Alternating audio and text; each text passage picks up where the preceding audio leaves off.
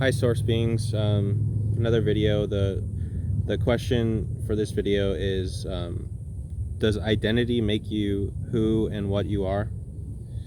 Okay, so I have my notes here, and I'm gonna be looking at it while I'm talking too.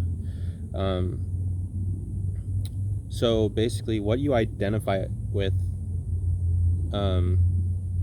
it'll direct your questions in life, and you'll find answers to that question of what you identify with, and you'll find resonance. And if you don't find resonance with your identity, then you'll find dissonance. And then when you find dissonance, you feel threatened, like your life is at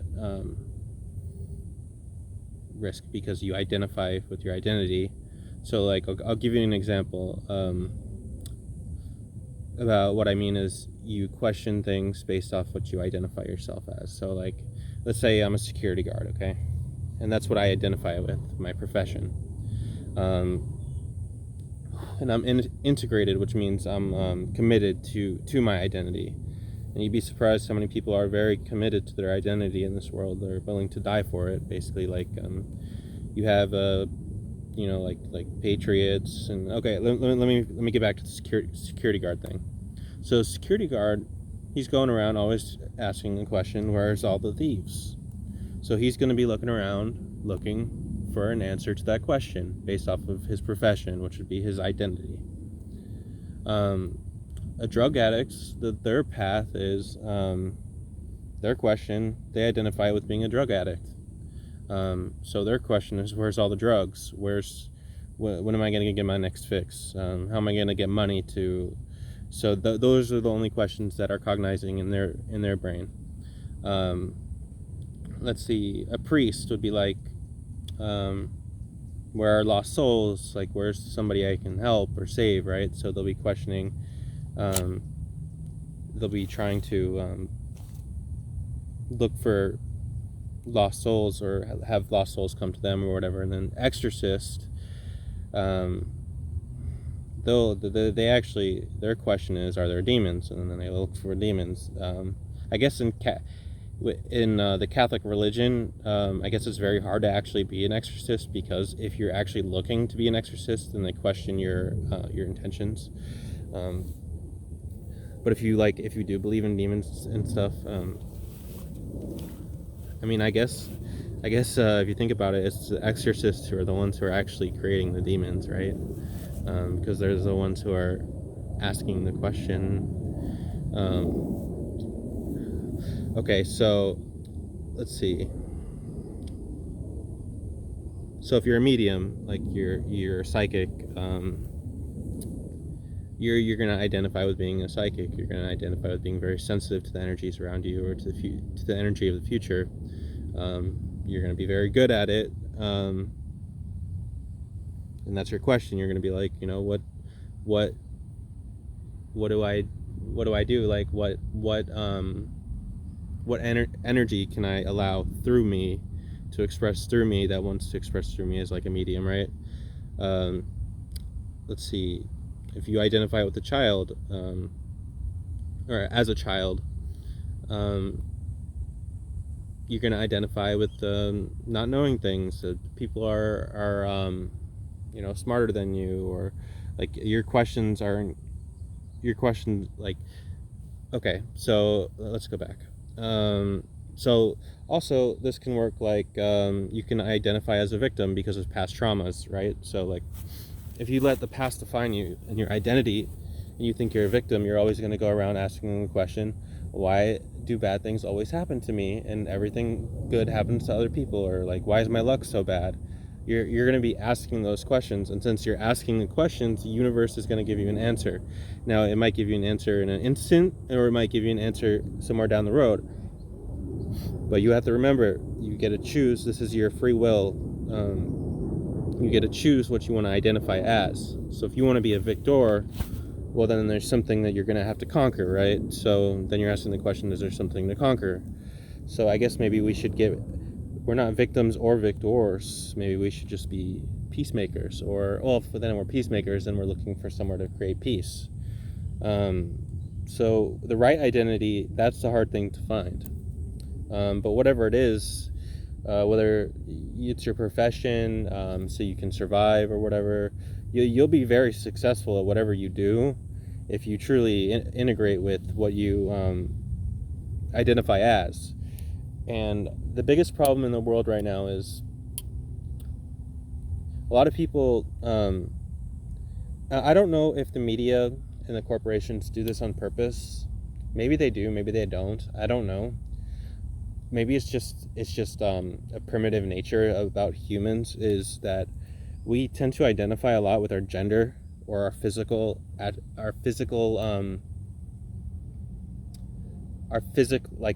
nature. So like people identify like, oh, I'm a female or I'm a male, and they're like, they're gonna go protest just so they can have the right to be a female or a male and like express themselves physically, or like I'm black or I'm white, I'm Jewish, I'm this religion, I'm that religion. These are very things that are on the surface, but if you identify with things that are very, like, pretend there's water right here, there's an iceberg, the tip of the iceberg, this is like the physical stuff, right? Like I'm black, or I'm white, I'm privileged, I'm not privileged, I'm from this country, I'm from that country, I grew up like this, I'm gay, I'm straight, I'm non-binary, whatever. That's the tip of the iceberg. When you start identifying yourself with your own body and your own physicality, that's like a level 1 identity. That's a very low aspect of being, and that's why there's so much division in the world, is because so many people just identify with their body and their physical appearance and how they express themselves in the world. Now, another level of identity could be your professional identity. Like kids are like, oh, this is what I want to be when I grow up, or whatever. And when you're a kid, you're like, I want to be a superhero, or I want to do basically anything. And when you're a kid, like, it seems so possible for you, and it's because when you're a kid, it's possible for you. It's because sometimes you let other people's doubts um, um, basically take that from you as a kid. But then again, maybe you just changed your mind about what you want to do. And if you identify, so like, there's a lot of people that identify with like being a rebel, or like being a victim to the government. If you go around being like thinking that you're a rebel, then you're just gonna look for laws to break. If you're gonna identify with being like a good person, you're just gonna be looking around like, oh, what rules do I keep? I'm a good citizen. You're just gonna go around asking questions. What good can I do for my community, and all this stuff? But these are all just surface level things. There's much deeper questions that we can actually ask about our own identities, because it goes much deeper. If you look at it from a cosmological perspective, we're literally like less than a grain of sand worth of existence, according to just the 1% of the visible universe, 0.1% of the visible universe. So let me see my notes here, what I have. So let's see. Okay. So a lot of people are into like the law of attraction, right? They're really just identifying with their mind and their thoughts, and I don't think that's a good thing. I think what would be better than the law of attraction would be the law of integrity, and that means basically the law of being true to yourself. Because there's physical wealth, and then there's spiritual wealth. So thinking is basically a byproduct of being. So basically, your spirit is a being, and your physical nature is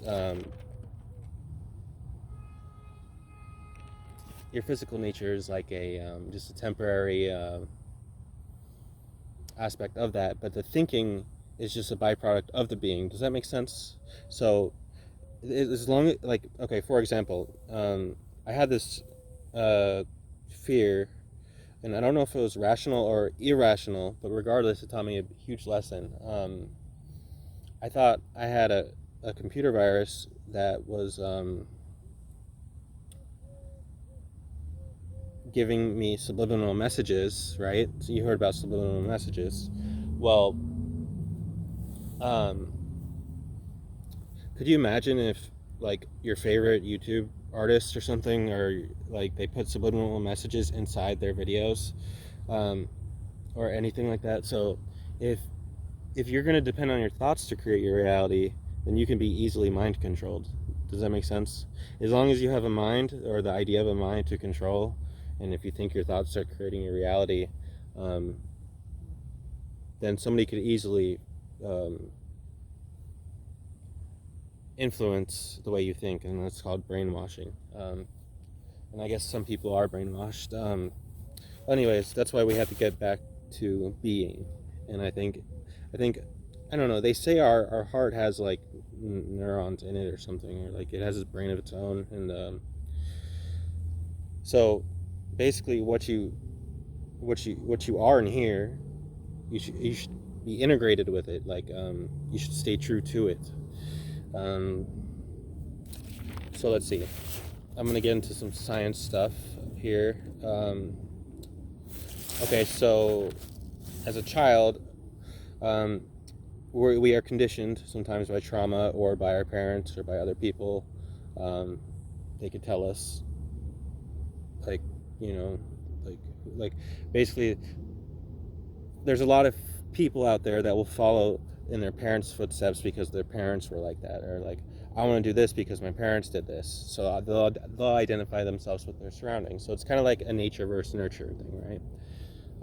So this is where free will comes in. So we have peer pressure to our identity. We have biological identity. So let's see.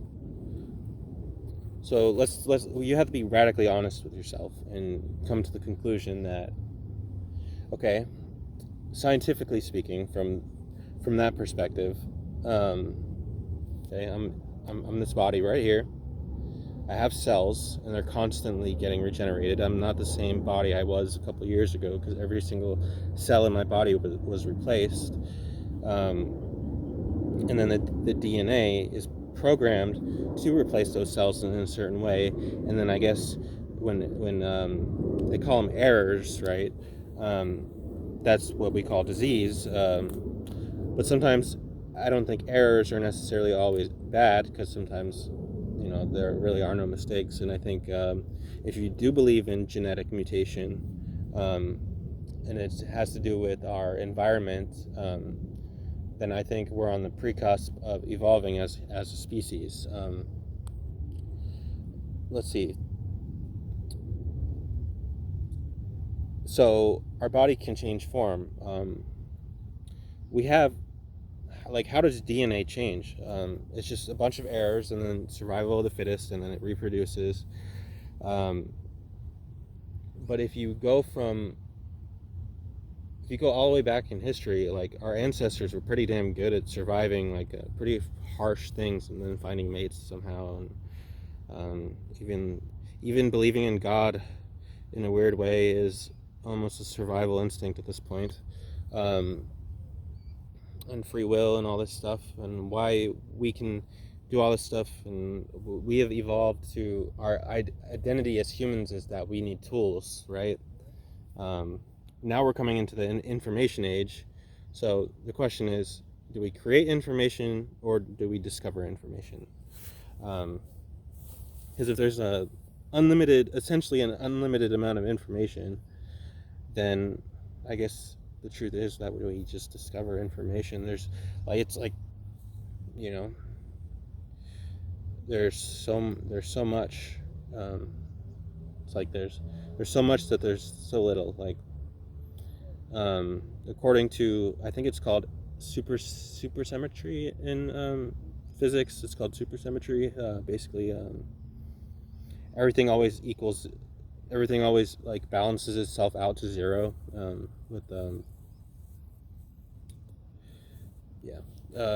I'm not going to get too much into that, because honestly I don't know the exact specifics. I just have the concepts in my head. I think it's like you have a certain you have a proton, right, and with a certain thing, and then you have the opposite, the negative proton, or negative proton. I think that's a neutron. I'm not sure. But anyways, they have different charges. Like one's positive and one's negative, like antimatter and matter, and then they collide and they cancel each other out, and then they create nothing, but they create pure energy. That's what they're doing at CERN, right? So they're smashing particles together, so they cancel each other out. It's like -1 + 1 = 0, but then 0 equals everything, like, because then there's that zero energy, and it's like we're always trying to create a perfect machine to create what's that called? Where like a free energy device. What's that called? Where energy doesn't where the energy always stays recycled like perfectly and never runs out. Well, that's what I think the universe is. I think it's perfect. It's literally like a perfect machine to keep the energy alive forever, and that's what we are. We are that machine, but we're more than that machine, I guess, because we have a spirit. Okay, so information. Let's get back on a point. So like my body is like information, like matter. I'll call it light matter because light is information, they say. Like when we look at the stars, we're looking at them, however millions of years ago or however many light years ago in the past. That's called light energy or light matter, information, right? And then we have the future, which would be dark energy or dark matter. So we have the past, which is history, and then we have the future, which is dark energy, a mystery. So I think where mystery meets history is where we discover a new universe, basically, something new. It's that collision that happens, a new universe is created, basically. So that's what I mean by do we discover information or do we create it? I think it's both. So let's see. So you just have to take everything to its logical conclusion and just be as honest as possible if you like really study this stuff. So you want to identify with the truth of infinite possibilities and expressions. I think that's the best way to exist. And also, okay, so maybe there is no best way to exist. I don't know. Maybe it's up to the individual, but there are consequences. So I think what they mean, like in like spirituality, like they say like desire is bad and stuff like that. I think what they mean is like having only desire for your body or desire for your identity. But I think the true desire, the best desire to have, is called compassion. So it's like, it means like you want wealth not just for your body or your own identity, but you want wealth for everybody around you in your existence, because you are your existence. Like you're basically like in this conscious bubble that you call your existence, your life, and what information you take in or what information you give out, and being able to express yourself honestly, freely, without fear. That's probably one of the best ways to exist. So I guess you could ask yourself, what do I want to identify myself with and why? And sometimes you manifest things instantly, and sometimes they take time. So let's see. So the quote of the day is going to be, actually I do the song first, right? The song is going to be it's going to be called The Humming by Enya, Enya. I'll put it in the description. And the quote is from Dr. Seuss, and it's, "Be who you are and say what you feel, because the ones who mind don't matter, and the ones who matter don't mind." Okay, guys, that's the end of the video for today. Have a good day.